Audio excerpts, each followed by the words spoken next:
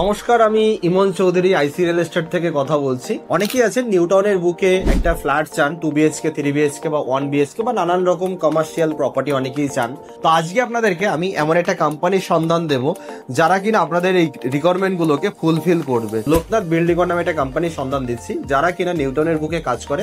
লোকনাথ বিল্ডিকন 40 লক্ষের বেশি square feet develop করেছে নিউ টাউনের বুকে। এনারা এমন একটা কোম্পানি যাদের সাথে আমি প্রায় দীর্ঘ 2 বছর থেকে কাজ করছি। লোকনাথ বিল্ডিকনের কনস্ট্রাকশন কোয়ালিটি থেকে শুরু করে টোটাল কাজটা খুব সুন্দরভাবে করে। এদের ম্যাক্সিমাম 99% থাকে রেড অ্যাপ্রুভ প্রজেক্ট থাকে।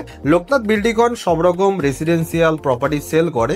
আপনার কাছে নিউ টাউনে একটা জমি আছে, আপনি সেখানে একটা বিল্ডিং করতে চান বা একটা বাড়ি বানাতে চান বা আপনি একটা কোঅপারেটিভ সোসাইটি করতে চান, আপনি কার কাছে যাবেন? কার কাছে গেলে আপনার এই প্রবলেমটা সলিউশন হবে? তো আপনাদেরকে লোকনাথ বিল্ডিকনের সন্ধান দিচ্ছি। লোকনাথ বিল্ডিকনের আমি নাম্বার ডিসপ্লেতে ডেসক্রিপশনে দিয়ে দেবো। লোকনাথ বিল্ডিকন আপনার জমির উপরে বাড়ির স্যাংশন প্ল্যান থেকে শুরু করে কনস্ট্রাকশন থেকে শুরু করে সমস্ত কিছু, মানে একটা বাড়ি তৈরি করতে গেলে যা কিছু লাগে সমস্ত কিছু লোকনাথ বিল্ডিকন কিন্তু ডেভেলপ করে দেবে।